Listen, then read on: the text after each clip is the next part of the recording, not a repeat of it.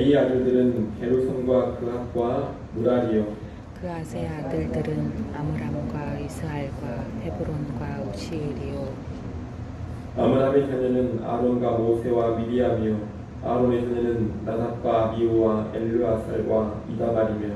엘르아살은 비느하스를 낳고 비느하스는 아비수아를 낳고 아비수아는 북기를 낳고 북기는 우시를 낳고 우시는 스라히야를 낳고 스라히야는 무라옅을 낳고 무라옅은 아마랴를 낳고 아마랴는 아이둡을 낳고 아이둡은 시독을 낳고 시독은 야하마스를 낳고 아이마아스는 아사랴를 낳고 아사랴는 요하나를 낳고 요하나는 아사랴를 낳았으니 이 아사랴는 솔로몬이 예루살렘에 세운 성전에서 제사장의 직분을 행한 자이며 아사랴는 아마랴를 낳고 아마랴는 아이둡을 낳고 아이둡은 사독을 낳고 시독은 살롬을 낳고 살롬은 힐기야를 낳고 힐기야는 아사랴를 낳고 아사랴는 스라야를 낳고 스라야는 여호사닥을 낳았으며 여호와께서 느부갓네살의 손으로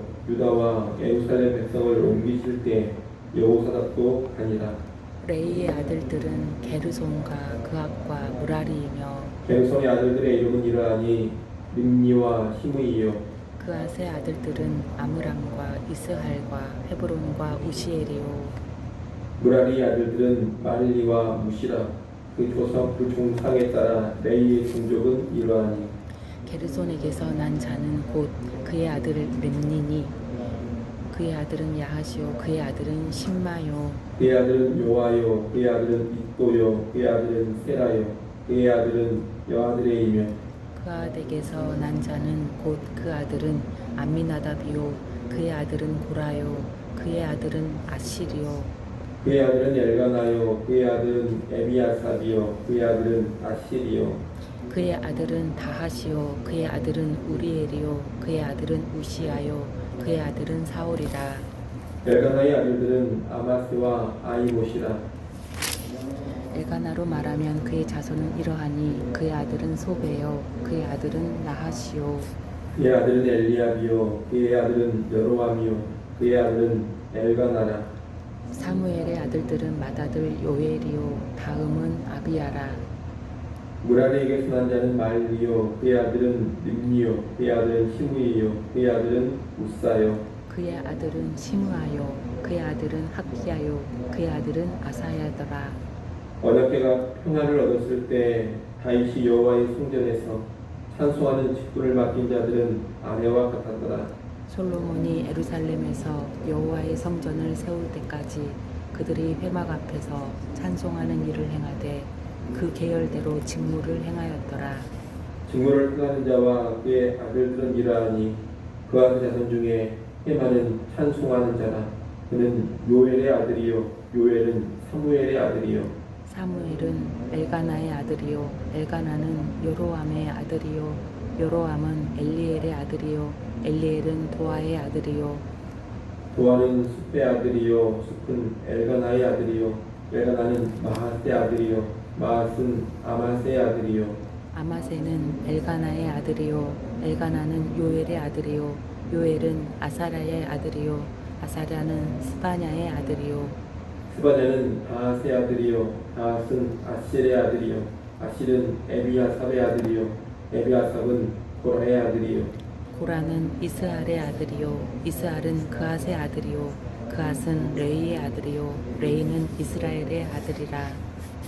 헤만의 형제 아삽은 헤만의 오른쪽에서 직무를 행하였으니 그는 베레가의 아들이요 베레가는 히무아의 아들이요 시므아는 미가엘의 아들이요 미가엘은 바하세아의 아들이요 바하세아는 말기야의 아들이요 말기야는 에드니의 아들이요 에드니는 세라의 아들이요 세라는 아다야의 아들이요 아다야는 에단의 아들이요 에단은 심므아의 아들이요 심마는 시므이의 아들이요 시므이는 야하스의 아들이요 야하스는 게르손의 아들이요 게르손은 레위의 아들이며 그들의 형제 무라리의 자손 중 그의 왼쪽에서 직무를 행하는 자는 에단이라. 에단은 기시의 아들이요 기시는 압디의 아들이요 압디는 말룩의 아들이요 말룩은 하사메아의 아들이요 하사메아는 아마시아의 아들이요 아마시아는 힐기야의 아들이요 힐기야는 암시의 아들이요 암시는 바니의 아들이요 바니는 세멜의 아들이요 세멜은 말리의 아들이요 말리는 무시의 아들이요 무시는 무라리의 아들이요 무라리는 레위의 아들이며 그들의 형제 레위 사람들은 하나님의 집 장막의 모든 일을 맡았더라. 아멘.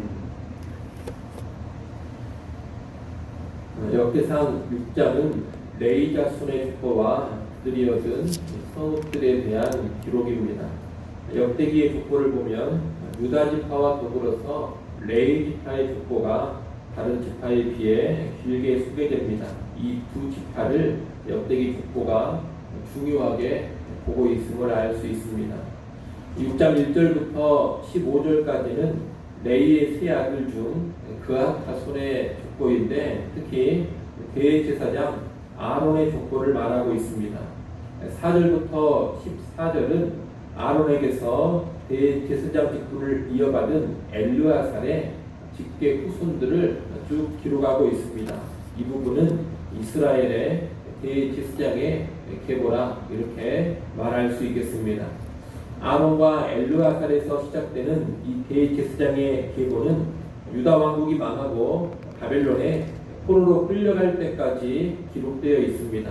유다 왕국의 마지막 대제사장이 여호사닥인데 그도 바벨론에 포로로 끌려갔다고 합니다. 16절부터 30절은 레위의 족보를 다시 말하고 있습니다.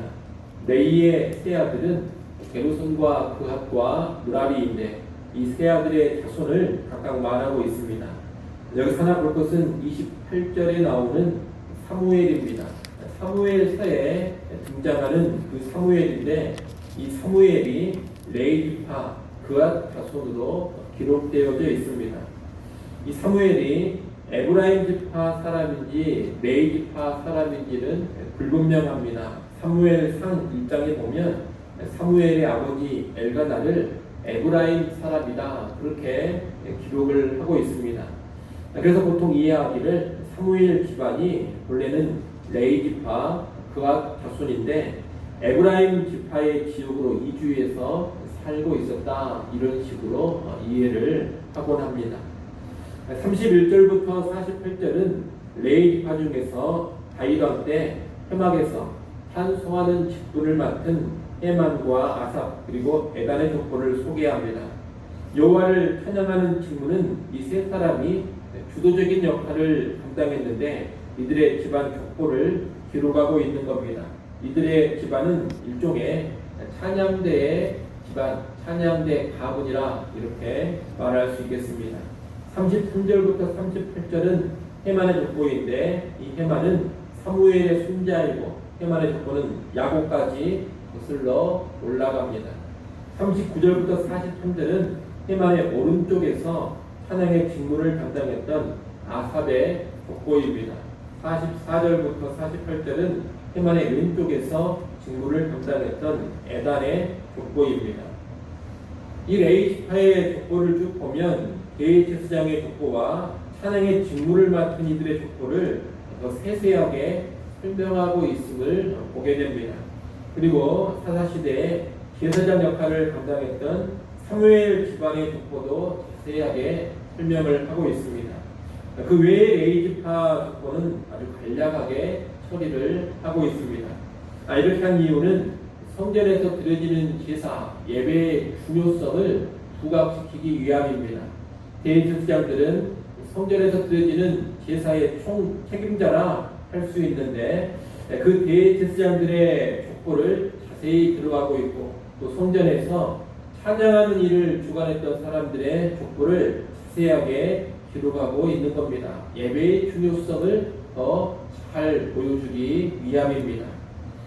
포로 생활에서 귀환한 백성들이 이 역대기의 1차 독자들이다 그렇게 말씀을 드렸는데 이 귀환한 백성들은 이제 가나안 땅으로 돌아와서 성전을 재건하고 이 성전에서 다시 하나님께 제사를 드리게 됩니다.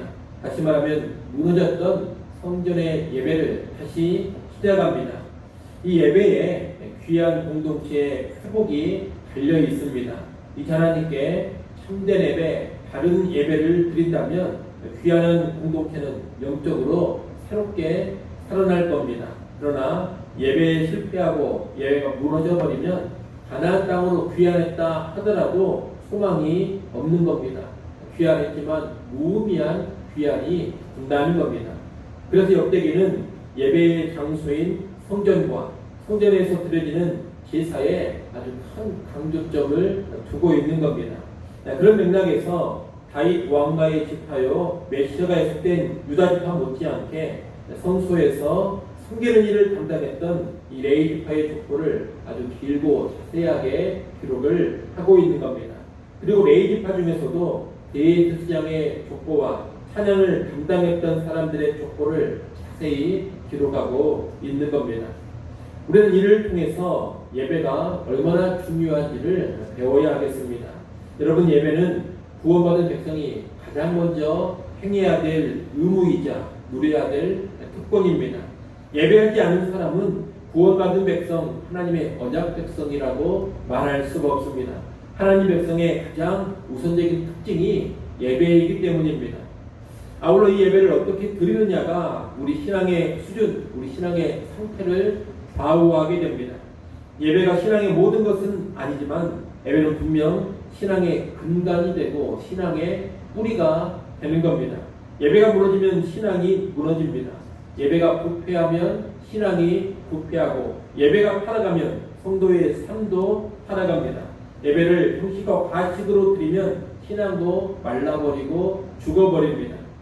반대로 예배가 바르게 세워지면 신앙도 바르게 세워집니다. 예배가 거룩하면 신앙도 거룩해 집니다. 예배를 참되게 드리면 삶도 참된 삶이 되어지고 신앙의 삶이 부흥케 되어지고 교회도 부흥하게 되는 겁니다. 그래서 역대기뿐만이 아니라 사실 성경은 처음부터 끝까지 예배에 초점을 맞추고 예배를 계속해서 강조하고 있습니다. 여러분 성경을 쭉 보시면 창세기에서부터 이미 예배가 나오고 예배의 이야기가 계속해서 이어져 갑니다. 그리고 요한계시록에서 예배의 이야기가 마무리가 되어집니다. 성경의 처음부터 끝까지 계속 예배의 이야기를 하고 있다는 겁니다. 그만큼 예배가 중요하기 때문입니다. 우리는 이것을 알고 예배의 중요성을 다시금 자각해야 하겠습니다. 그리고 우리 예배의 삶을 점검해야 하겠습니다. 여러분, 신앙의 근간이 다른 것이 아닙니다. 신앙의 근간은 바로 예배입니다. 이 예배를 참되게 드리고 바르게 드리는 우리 모두가 될 수 있기를 바랍니다. 오늘 주일입니다. 주일에 드리는 모든 예배에 있어서도 예배가 얼마나 중요한지를 깊이 자각하는 가운데 하나님께 참된 예배를 올려드리는 우리 모두가 될 수 있기를 간절히 소원합니다. 기도하겠습니다. 아버지 하나님, 예배가 우리 신앙에 있어서 얼마나 중요한 것인지를 다시금 깊이 깨닫게 하여 주시옵소서. 우리 신앙의 근간이 되고 뿌리가 되는 것이 예배이요, 예배를 어떻게 드리는 것이 우리의 삶을 좌우한다라는 것도 잘 알게 해주시어서 하나님 앞에 늘 바른 예배자, 참된 예배자 되게 하여 주옵소서. 오늘 주일에 온 성도들 기쁨으로 나와 예배하게 하시고 참된 예배 드림으로 우리의 신앙의 삶이 다시금 든든하게 세워져 가게 하여 주시옵소서. 이 시간 하나님께 나와 다시 엎드려 기도합니다. 겸손하게 하나님을 찾고 구하기를 원합니다. 우리의 모든 필요를 하늘의 하나님께 아뢰게 하시고 하늘의 도움, 하나님의 능력을 누려가게 하여 주옵소서. 또한 기도하는 시간을 통하여서 하늘 평안 누리게 하여 주옵소서. 예수님의 이름으로 기도드리옵나이다. 아멘.